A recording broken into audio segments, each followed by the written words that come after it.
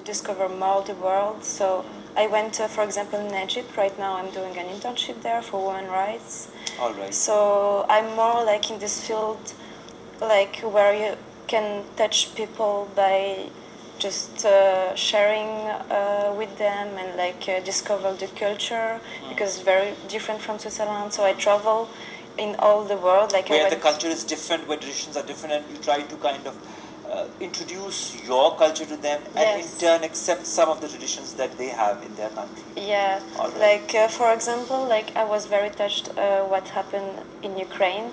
I looked from the eyes of Switzerland, so we're like kind of neutral, so we try to see both points of view. And in Ukraine, it's like now war with Russia, and it's a very complicated situation. And like Ukrainians started to hate Russia, and before we were brothers, and I didn't understand that, so I decided to go to Russia to see what people think, and I went to the university there. I did my exchange, and after I decided to go to USA, and I took everything about Russia, all the studies about it, and I was like asking people how they feel, what they think, and I just saw that those both countries are the same.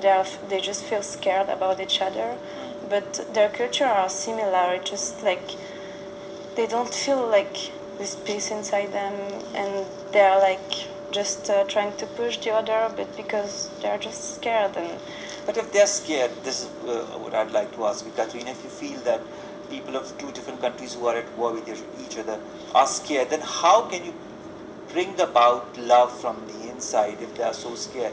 What kind of measures can be taken? Because you're a student of political sciences and international relations.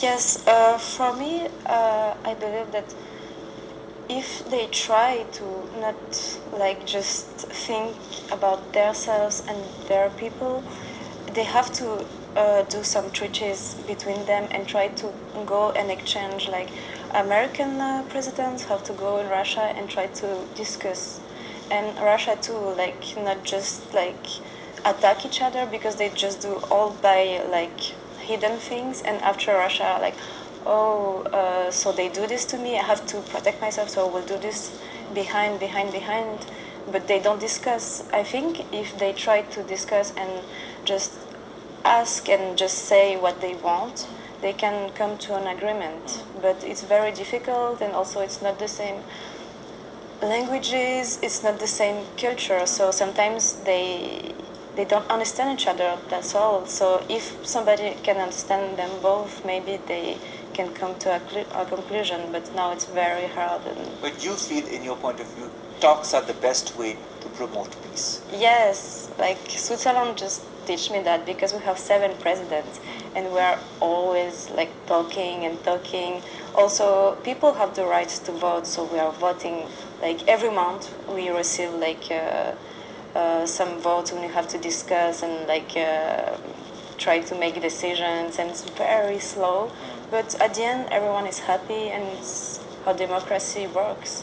Is democracy and peace interlinked in your point of view? Yes, for sure, because in democracy, everyone can raise a voice and can express themselves, and not just like just the majority. All the minority have to say a word, because if they're forgotten, like after they will be unhappy, so it will create more and more people who hate government or hate each other.